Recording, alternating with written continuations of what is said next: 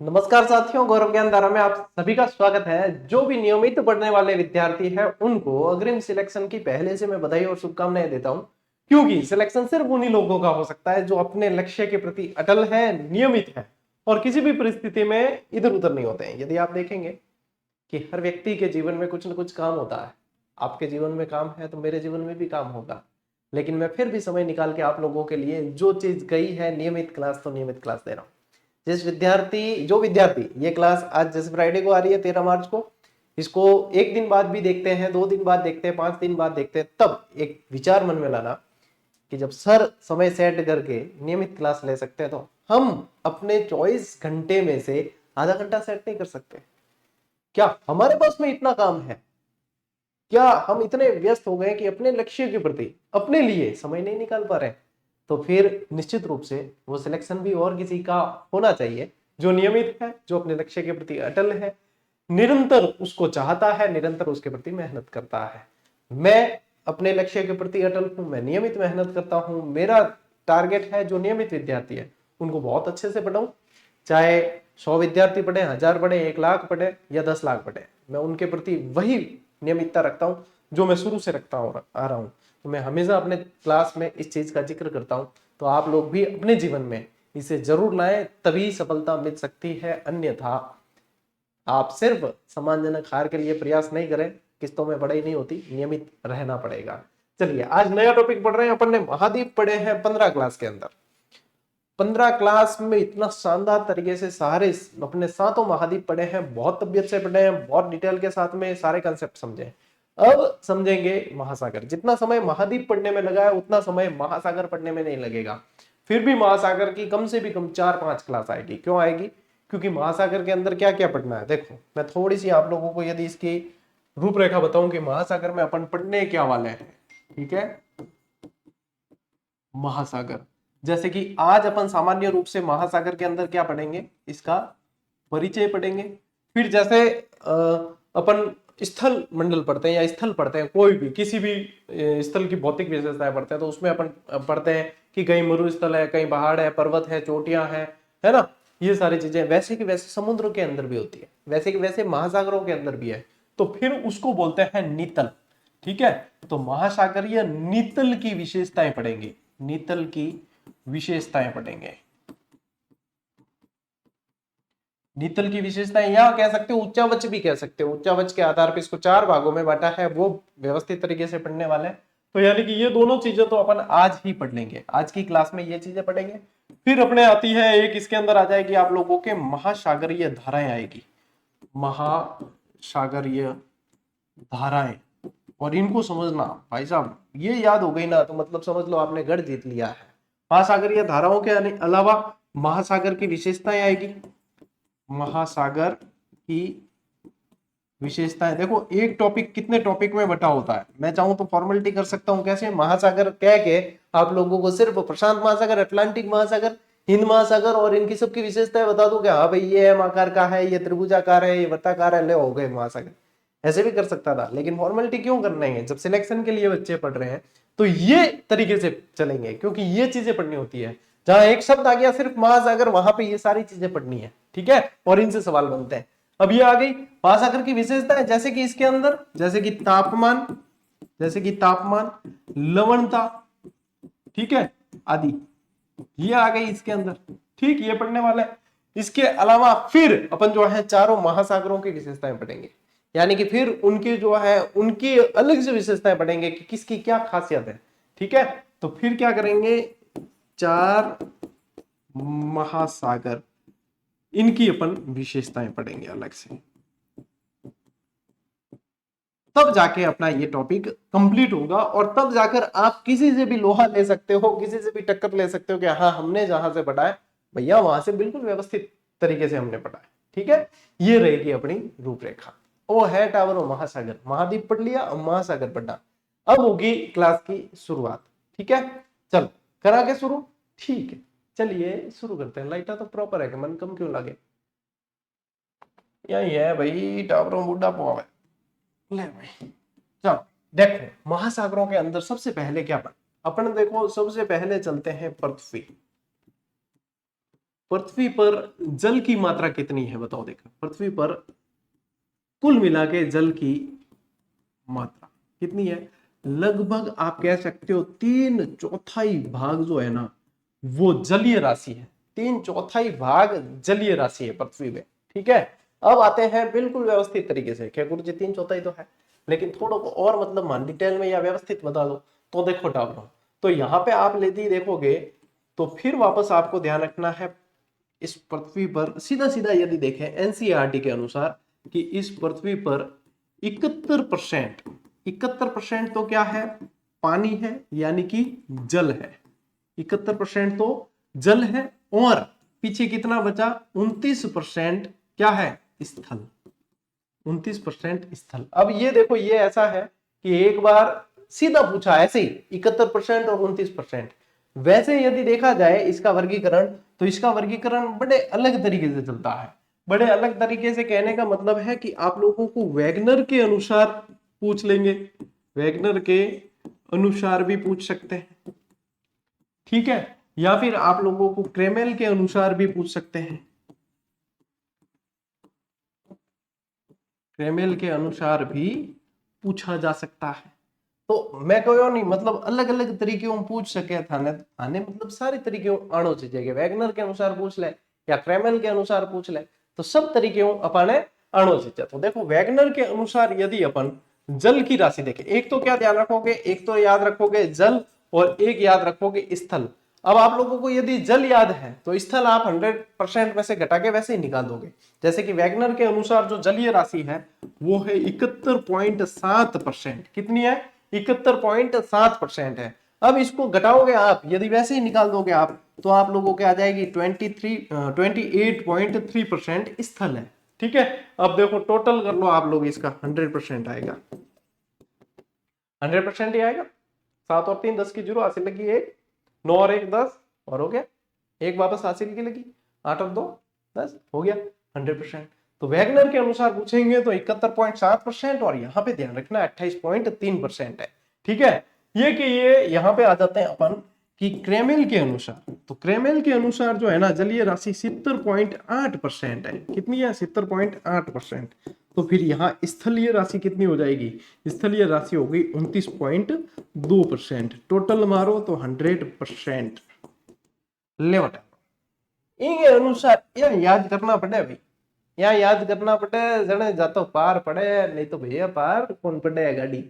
ठीक है, इस तरीके से आप लोगों को पढ़ना पड़ेगा। देखो नॉर्मली तो आप लोग ये याद कर लो सीधा का सीधा, नहीं तो फिर यहाँ पे वैगनर के अनुसार अलग याद करो और क्रेमेल के अनुसार अलग याद करो। ठीक है, अब देखो अभी तो खेल और बाकी है। अभी तो ये इसका स्क्रीनशॉट लेना चाहते हो तो ले लो एक बार, इसका स्क्रीनशॉट लेना चाहते हो तो ले लो एक बार, क्योंकि अभी तो मजा और आएगा। अब देखो, अब और वर्गीकरण बताता हूं आप लोगों को। देखो पृथ्वी 2 गोलार्ध में बटी हुई है, उत्तरी गोलार्ध और दक्षिणी गोलार्ध। अब मुझे बताओ उत्तरी गोलार्ध और दक्षिणी गोलार्ध में से दोनों गोलार्ध की यदि आप कंपैरिजन करो, दोनों गोलार्ध की कंपैरिजन करो तो कहां पे पानी ज्यादा है? उत्तरी गोलार्ध में ज्यादा है या दक्षिणी गोलार्ध में ज्यादा है? उत्तरी गोलार्ध में ज्यादा है कि दक्षिणी गोलार्ध में? तो मैं आप लोगों को बता देता हूं, दक्षिणी गोलार्ध में जल की राशि ज्यादा है, लगभग 80% है। ठीक है, अब दक्षिणी गोलार्ध में जल की राशि ज्यादा है यानी कि स्थल कम है। स्थल कम होने से क्या होता है कि हवाएं जो है ना वहां बहुत तेजी से चलती है, बहुत तेजी से चलती है। क्योंकि स्थल क्या करते हैं? रुकावट डालते हैं, और स्थल रुकावट नहीं डाल रहे यानी हवा पैसा बम्बाड़ेदार चाल है। बम्बाड़ेदार चाल है इंगो मतलब क्या है? यानी कि नाविक जब जहां से जाते थे ना तो भाई 40 डिग्री 50 डिग्री और 60 डिग्री जो अक्षांश होते थे दक्षिणी अक्षांश, वहां पे रूह कंपाने वाली हवा चलती भाई, सब सन्नाटी करती। तो 40 डिग्री पे फिर कहते हैं कि भाई साहब ये तो जो है गरजती 40 है कि जैसे कोई गरज रही है। फिर 50 डिग्री पे जाते तो और खतरनाक होता है, प्रचंड हो जाती, तो वहां पे नाम दे दिया उन्होंने प्रचंड 50। फिर 60 डिग्री पे तो भाई साहब जाके कोई डकन चिल्लाटी करती हुई जावे है, व्यूं लागे तो क्या चीखती 60। क्या कहते हैं, चीख थी साटा। तो गरज थी चालीसा, प्रचंड पिचासा और चीख थी साटा, ये उत्तरी गोलार्ध में नहीं होती है, ये दक्षिणी गोलार्ध के अंदर ही होती है। उसका कारण है कि वहां जल ज्यादा है और स्थल कम है, जल ज्यादा है और स्थल कम है, ये कारण है। अब देखो उत्तरी गोलार्ध में यदि जल की राशि और दक्षिणी गोलार्ध में जल की राशि पूछे तो ध्यान रखना कि उत्तरी गोलार्ध में जो जल की राशि है वो 60.7% है। कितनी है, जलीय राशि 60.7% है, यानी कि स्थलीय राशि कितनी होगी, 39.3% यहाँ पे स्थल पाया जाता है। कहां की बात हो रही है, उत्तरी गोलार्ध की बात हो रही है, कहां की, उत्तरी गोलार्ध की बात हो रही है। फिर आते हैं दक्षिणी गोलार्ध में, तो दक्षिणी गोलार्ध में 80.9% जल है और 19.1% आपके स्थल है, 19.1% स्थल है। इस तरीके से ध्यान रखना है, ठीक है, इस तरीके से ध्यान रखना है और इस तरीके से याद भी करना पड़ेगा। क्या गुरु जी ए क्या याद हुई, ठेठ पॉइंटा में बता दिया था तो देखो पॉइंटा में मैं भी याद करिया और टापर भी याद करे तो थाने भी करना पड़ी, क्योंकि सैलरी तो थे भी बराबर उठाओ। यदि सैलरी में पॉइंटा में 1 रुपयो भी कम आ जाए, पैयो भी कम आ जाए तो भी थे मतलब नौकरी लगने बाद में धारो कौन। तो इनको मतलब है कि चीजा देखो पॉइंटा में याद करनी पड़ी, क्योंकि पॉइंटा में रियोड़ा भी मतलब असफल ही कह लीजिए, वे सफल नहीं कहला लीजिए, तो इनके वास्ते आ मेहनत जरूरी है।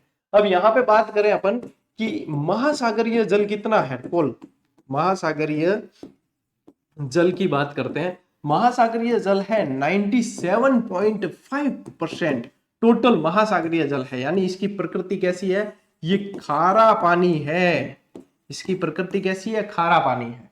फिर बात करें कि ताजा मीठा पानी कितना है, ताजा मीठा जल, ताजा मीठा जल ये कितना है, तो फिर पीछे बचा जो 2.5% जो है वो ताजा मीठा जल है, यानी कि ये मीठा पानी है ना। तो ये भी चीजें आप लोगों को याद करनी पड़ेगी, ये भी चीजें याद करनी पड़ेगी, ठीक है। इसका कोई स्क्रीनशॉट लेना चाहते हैं तो ले लो, फिर आगे बढ़ते हैं अपन। और देखो फिर अपन तापमान और लवणता और वो अलग से साथ में पढ़ने वाले हैं। यदि यहां पे आप लोगों को लिखना है तो यदि तापमान अपन देखें ना तो तापमान लगभग 5 से 33 डिग्री सेल्सियस रहता है। समुद्र का तापमान जो है 5 से कितना, 5 से 33 डिग्री तक रहता है। और यदि लवणता की बात करें, लवणता कभी भी ऐसे परसेंटेज में नहीं मापी जाती। लवणता परसेंटेज किसको कहते हैं, प्रतिशत, यानी कि प्रतिशत होता है ना तो एक बिंदु यहां पे लग जाता है। और लवणता मापी जाती है किसमें, प्रति हजार में। किसमें मापी जाती है लवणता, प्रति हजार में मापी जाती है। यानी एक यहां पे अपन ऐसे लिखते हैं ना तो यहाँ पे 2 बिंदु लगेंगे, ये 2 बिंदु लगेंगे नीचे, इसको बोलते हैं प्रति हजार, ये है प्रतिशत, ठीक है। तो लवणता प्रति हजार में मापी जाती है और लवणता इनकी जो है 35 प्रति हजार लवणता पाई जाती है। औसत महासागरों की औसत लवणता ये 35 प्रति हजार, ठीक है। इसका स्क्रीनशॉट आपने ले लिया है तो अब बढ़ते हैं आगे। अब देखो महासागरीय विशेषताओं में, अब जल का सामान्य तापमान जो है ये मैंने यहीं पे आप लोगों को इससे पहले ही बता दिया कि ये रहता है 5 से 33 डिग्री सेल्सियस। और लवणता पूछे तो क्या ध्यान रखोगे, ये 35 प्रति हजार, 35 प्रति हजार लवणता पाई जाती है और 5 से आप लोगों के 33 डिग्री सेल्सियस तक क्या है, तापमान है। अब देखो ये जो है ना, ये स्रोत मैंने लिया है एनसीईआरटी के अनुसार, एनसीईआरटी, यहां पे देखो थोड़ा सा वाटरमार्क भी दिखेगा एनसीईआरटी का, है ना। एनसीईआरटी की बुक से ये स्क्रीनशॉट लिया है, यानी कि एनसीईआरटी में अभी क्या दिया हुआ उसके अनुसार जलीय परसेंटेज थोड़े से देख लेते हैं। ये सब परसेंटेज में है, ये सब क्या है, परसेंटेज में। चलो मैं लगा देता हूं ताकि आप लोग कंफ्यूज नहीं हो, ये सारे परसेंटेज है, ठीक है। अब देखो महासागर में कुल यदि अपन देखें कि महासागरों के अंदर कितना है, मैंने कितना बताया 97.5 बताया, 97.25 मानते, एग्जैक्ट मानेंगे तो 25 और ये आ जाएगा 97.3 आ गया। बर्फ छत्रक, यानी कि इसे क्या कह सकते हैं, सरल भाषा में इसे कह सकते हैं हिमानिया, हिमानियों से, ठीक है। या फिर आप कह सकते हो ग्लेशियर से, या क्या कह सकते हो, ग्लेशियर से प्राप्त जल कह सकते हो आप। वो कितना है, लगभग 2.0% है। फिर भूमिगत जल कितना है, 0.68%।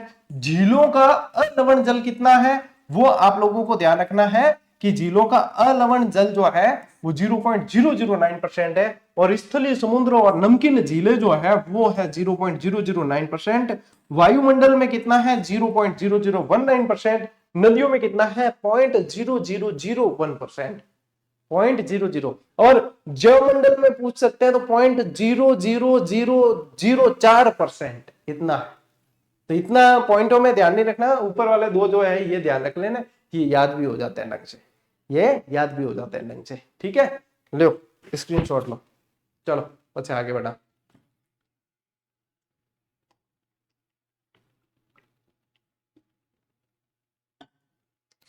चले क्या आगे? ओके, अब देखो आपको मैं बताऊं कि जैसे अपन स्थल पढ़ते हैं, स्थल मंडल पढ़ते हैं, तो स्थल मंडल में क्या पढ़ते हैं कि जैसे कहीं पे तो ऐसे पहाड़ी पढ़ते हैं अपन, ठीक है, कहीं पे पठार पढ़ लिए, कहीं पे ऐसे प्लेन मैदान पढ़ लिया, फिर कहीं पे क्या मरुस्थल पढ़ लिया अपन ने, ठीक है ना। इस तरीके से अपन जो है स्थल मंडल को पढ़ते हैं। स्थल मंडल पढ़ते हैं कि ये जो है भैया ये पहाड़ है, ये पठार है, ये पठार है, फिर अपन ने पढ़ा कि मैदान है, ठीक है, फिर कहीं पे पढ़ा अपन ने कि मरुस्थल है, कहीं पे पढ़ा कि मरुस्थल है। तो यही चीजें समुद्र के अंदर, अब क्या होगा, इसको उल्टा करना है समुद्र के अंदर। अब इसको लेके समुद्र में ले जाने का मतलब है, समुद्र में सिर्फ एक चीज और करनी होती है कि उसमें गर्त भी होते हैं समुद्र में। समुद्र में क्या है, गर्त भी होते हैं, ये ध्यान रखना है। अब समुद्र में जब जाते हैं तो इसमें क्या है कि इसका क्या किया, इसको कहा समुद्र के नीतल के उच्चावच। क्या कहा इसे, नीतल के उच्चावच कहा है। अब देखो उच्चावच का मतलब ये होता है कि उबड़ खाबड़ जो सतह होती है उसके आधार पर वर्गीकरण, ये होता है उच्चावच। नीतल यानी कि समुद्र के तल पे जो पाए जाते हैं उनके उच्चावच का वर्गीकरण है, तो वो भी 4 भागों में बांटे गए हैं। वो भी कितने भागों में बांटा है, 4 भागों में इसको भी बांटा गया है। ठीक है, तो देखो यहां पे आप लोगों को ध्यान रखना है कि यहां क्या ध्यान रखोगे, महासागरों के अंदर, महासागरों के अंदर क्या ध्यान रखना है, नीतल के उच्चावचों को 4 भागों में बांटा गया है। और ये बांटने का काम सबसे पहले किसने किया है, ये 1959 में हीजन ने, किसने, हीजन ने सर्वप्रथम वर्गीकरण दिया। ठीक है, अब देखो महासागर ने नीतल के उच्चावच 4 भागों में बांटा है और रीजन ने सबसे पहले वर्गीकरण दिया है इसका। यह ध्यान रखना है कब दिया है, 1959 के अंदर दिया है। ठीक है, अब वो 4 भाग कौन कौन से हैं, वो 4 भाग कौन कौन से हैं, चलो ये रहे जो आपके सामने लिखे, बिल्कुल यही है जो दिख रहे हैं वही है। ठीक है, तो देखो इसको थोड़ा सा और आप लोगों के लिए बढ़िया कर देते हैं। नंबर 1 महासागरीय मग्न तट, नंबर 2 महासागरीय मग्न ढाल, नंबर 3 पे महासागरीय मैदान आ जाते हैं, और नंबर 4 पे आप लोगों के लिए आ जाते हैं महासागरीय गर्त। अब देखो इसको सिंपल तरीके से समझो और कि ये चीजें तो है गुरुजी। अब देखो जैसे कि समुद्र की सीमा स्टार्ट हुई, ठीक है, ये देख लो कि ये स्थल की सीमा है, ये कोई तट है, गोवा का बीच है, ठीक है, गोवा के बीच पे अपन गए। अब वहां से जो है धीरे धीरे अपन पानी के अंदर उतरने लगते हैं, पानी के अंदर उतरते उतरते उतरते फिर जो है आगे जाएंगे तो पानी ऊपर चढ़ता जाता है, तो अपन कहाँ चल रहे होते हैं, तट पे चल रहे होते हैं। मग्न तट यानी कि डूबा हुआ तट, मग्न तट किसे कहते हैं। अब देखो वो तट जो बाहर है स्थल पर वो तो सिंपल तट है, मग्न तट किसे कहा जाएगा, इसे महासागरीय मग्न तट भी कह सकते हैं, इसे महाद्वीपीय मग्न तट भी कह सकते हैं, दोनों तरीके से नाम आता है। तो जैसे जैसे गए तो ये तट पे, ये भी तट ही है, पानी में डूबा हुआ है लेकिन तट है। फिर धीरे धीरे इसमें क्या होगा, एकदम से ढलान आएगी फिर इसमें, ठीक है, वो ढलान वाला क्षेत्र जो है वो कहलाता है महाद्वीपीय या महासागरीय मग्न ढाल। वो क्या कहलाता है, अब गहराई ज्यादा बढ़ गई एकदम से, तो वो क्या कहलाएगा, मग्न ढाल कहलाएगा, कि ढलान है वहां एकदम से नीचे जाता है, तो वो आ जाता है महासागरीय मग्न ढाल।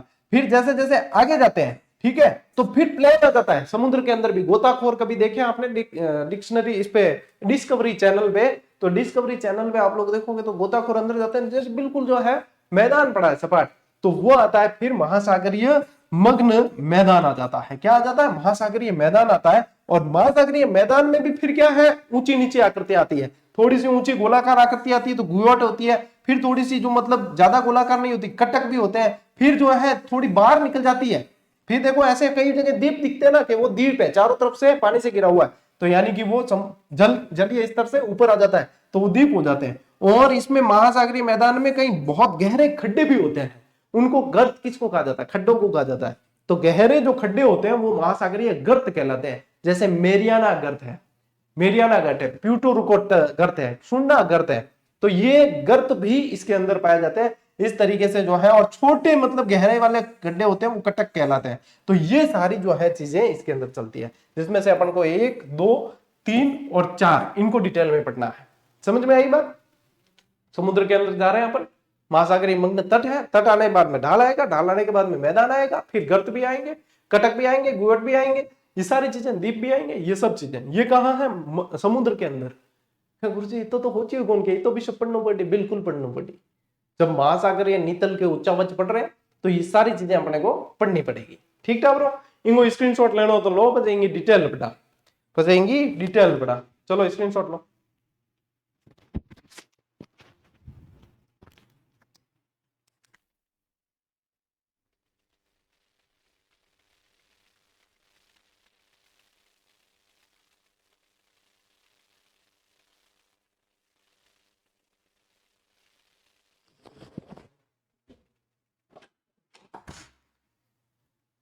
चलो आगे बढ़े।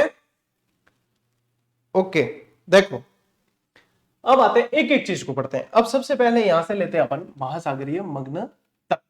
ठीक है, मैं पहले ही बता रही हूं था कि कट्टी महासागरीय मग्न तट लिखियोड़ो मिली, कट्टी महाद्वीपीय मग्न तट लिखियोड़ो मिली। तो भी मैं थे नहीं कंफ्यूज मत हो कि गुरुजी आप तो महासागरीय मग्न तट पढ़ रहे हो और मैं फलानी जी किताब में पढ़ लिया बट लिखियोड़ो महाद्वीपीय मग्न तट, सही कौन सा है? तो वही ए बच्चों वाला टावरों वाला सवाल करिया है। तो यानी जुलाई में आ रही परीक्षा, इंगो मतलब अपा अजी परीक्षा लायक हुआ कौन था, इंगो मतलब अजी अपा ने मेहनत करनी पड़ी। ठीक है, तो ए टावरा वाली बात मत कर जो। अब देखो ये क्या कहलाते हैं? महाद्वीपों के समुद्र की ओर डूबे हुए अपतटीय भाग, अपतटीय यानी तट से जुड़े हुए हैं, अपतटीय भाग या महाद्वीप के मंद ढाल कहलाते हैं। तीव्र ढलान नहीं है, महाद्वीप के मंद ढाल कहलाएंगे, ये आ जाते हैं इसके अंदर।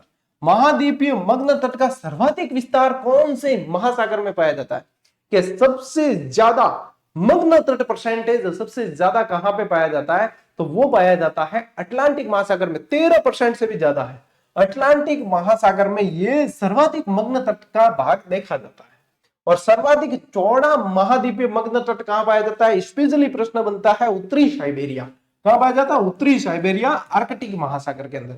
सबसे चौड़ा महाद्वीपीय मग्न तट पूछे तो उत्तरी साइबेरिया के अंदर पाया जाता है ना। सर्वाधिक मामले में पूछ ले तो अटलांटिक महासागर के अंदर 13.3% से भी ज्यादा है वहां।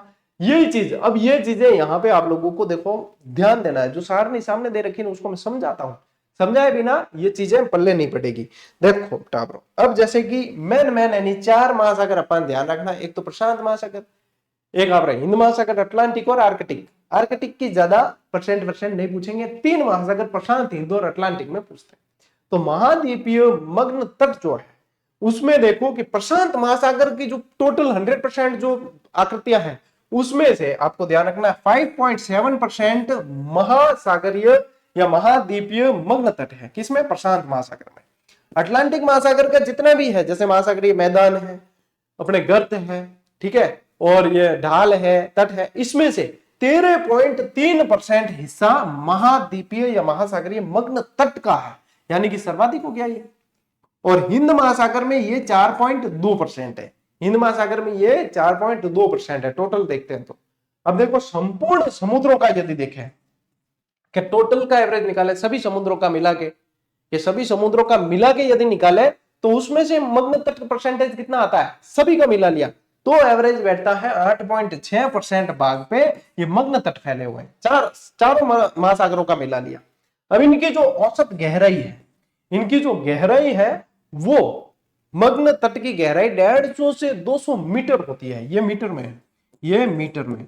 लेकिन ये ध्यान रखना कि समुद्र की जो गहराई है ना, समुद्र की गहराई मीटर में नहीं मापी जाती, गहराई जो है वो फैदम में मापी जाती है। किसमें मापी जाती है? फैदम में। और 1 फैदम बराबर 6 फीट मानकर चले आप, ये पैमाना रहता है। फैदम में मापी जाती है समुद्र की गहराई, समुद्र की गहराई फैदम में मापी जाती है। ठीक है, तो ये ध्यान रखें, यानी कि ये लगभग 100 फैदम यहाँ पे आप मानकर चले। चौड़ाई की बात करें तो ये 80 किलोमीटर तक जो है चौड़े होते हैं, और ढलान की बात करें तो 1 डिग्री से 3 डिग्री ढाल प्रवणता इसमें पाई जाती है। 1 डिग्री से 3 डिग्री तक ढलान देखने को मिलता है। आगे बात समझ, यदि समझ नहीं आए वापस देख लेना रिवाइंड करके, लेकिन एक एक चीज मैंने आप लोगों को बहुत अच्छे से समझाई है। ये जो परसेंटेज दे रखे हैं ये इन्हीं महासागरों के अंदर के परसेंटेज है, ये संपूर्ण समुद्रों का दे रखा है, यानी सभी का यदि ये चारों भाग निकाले जाए तब उसमें से इतना परसेंट है, और ये तो नॉर्मल ही चीज है। ऐसे का ऐसे अपन चारों भू आकृतियों के पढ़ लेंगे। स्क्रीनशॉट लो, आगे बढ़ते हैं।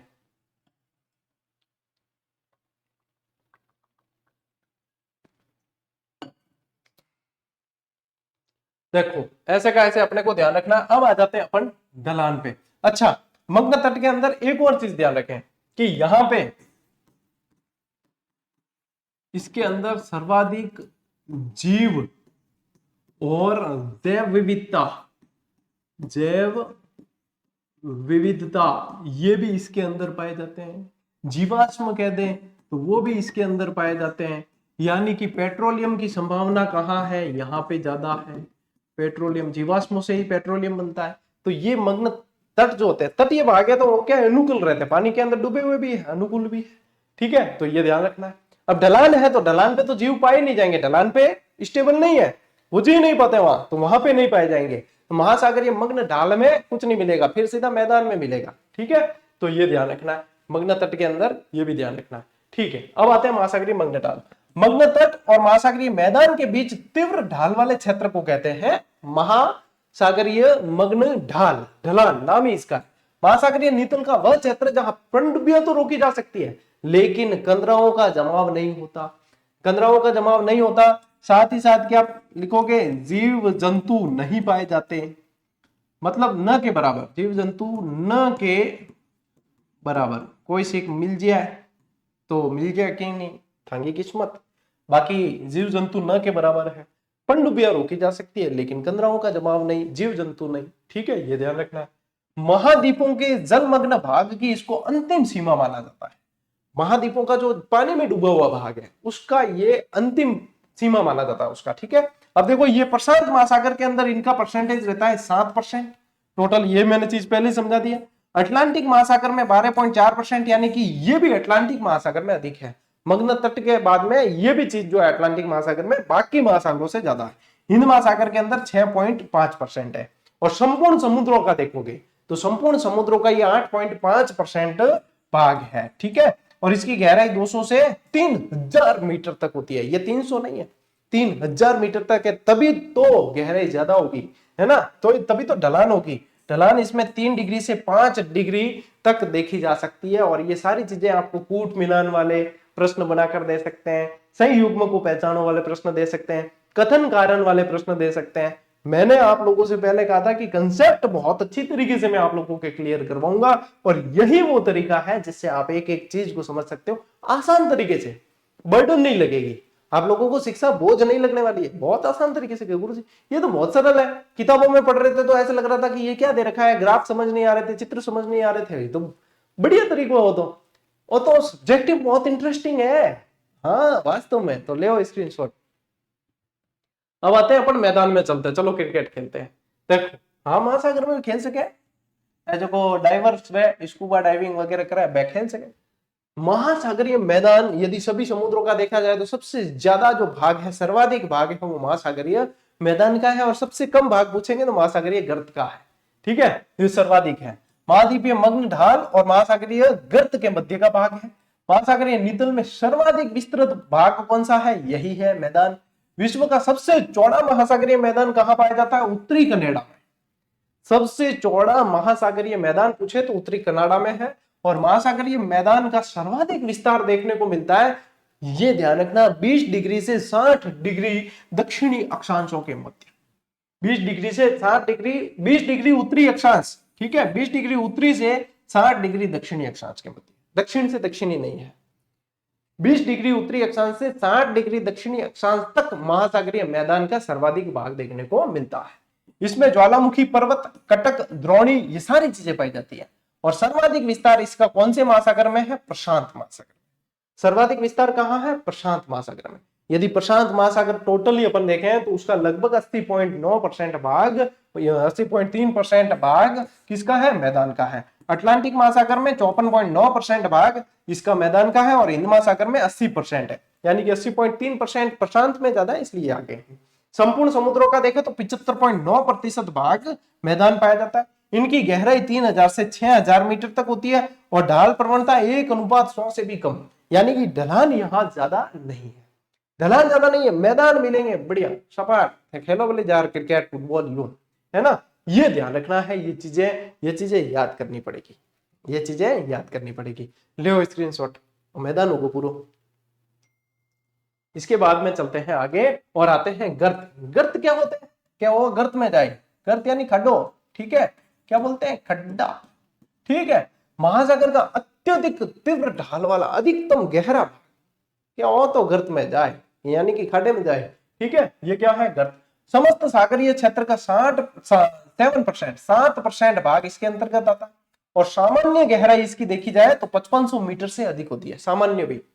यदि मेरियाना की देखोगे तो 11033, मेरियाना की तो 11033 है। और 1884 में एक चैलेंजर अभियान चलाया था। उस चैलेंजर अभियान के अनुसार महासागरों में जितने महासागर है उसमें से टोटल 57 गर्त खोजे गए थे। टोटल कितने गर्त खोजे गए थे? 57 गर्त टोटल खोजे गए थे महासागर के, इसके चैलेंजर अभियान के अंतर्गत, ठीक है। अब इसमें से ध्यान रखो कि ये प्रमुख गर्त है, प्रमुख गर्त, ये ध्यान रखो महासागरों के अनुसार।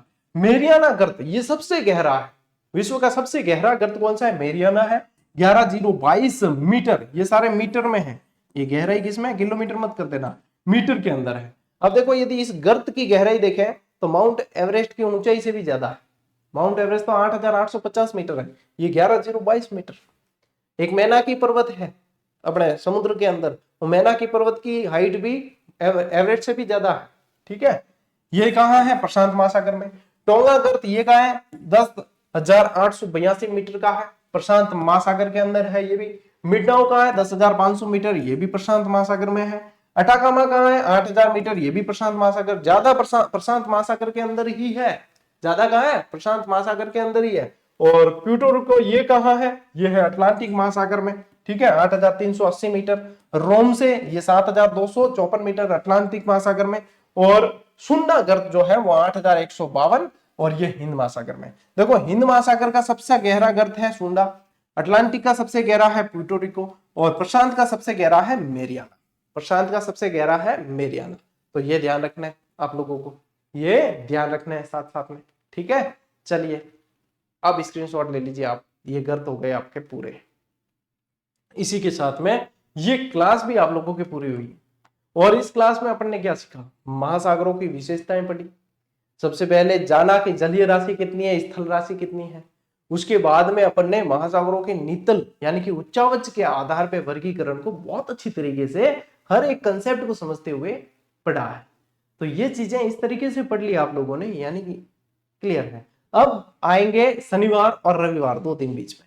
इन 2 दिनों में आप लोगों को रिवीजन करना है तबीयत से और साथ साथ में अभ्यास करते रहना, क्योंकि टॉपिक वाइज टेस्ट सीरीज की भी आप यदि व्याख्या में जाकर देखोगे तो आप लोगों को बहुत सारी डिटेल और बहुत सारा मैटर अंदर दिया गया है। उसमें भी आप लोगों को निश्चित रूप से नया मैटर भी मिलेगा, जो मैं पढ़ा रहा हूं उसके अलावा भी मिलेगा। तो उसमें क्या करना है? पेन और रजिस्टर पास में रखना है और फिर वापस जो नया मिल गया भाई साहब नोट डाउन कर लेना है। जो चीज नहीं मिल गई तो उसे लिखने में रहो। जितना हम जब पढ़ते थे ना तो हम नई चीजें ढूंढते थे।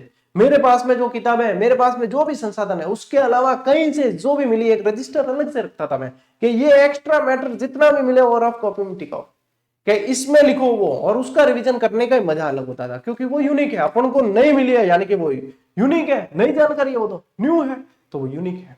तो ऐसा एक रजिस्टर आप लोगों के पास भी होना चाहिए, वो आपका तुरुप का इक्का बन सकता है। वो रजिस्टर आप लोगों के तुरुप का इक्का बन सकता है, यानी उसमें से सवाल बना तो भाई साहब यानी अपन बहुत आगे जाने वाले हैं किसी से, है ना। अपन उसमें किसी से बहुत आगे जाने वाले। ये गोल्डन टिप्स है जो आप लोगों को ध्यान में रखनी है।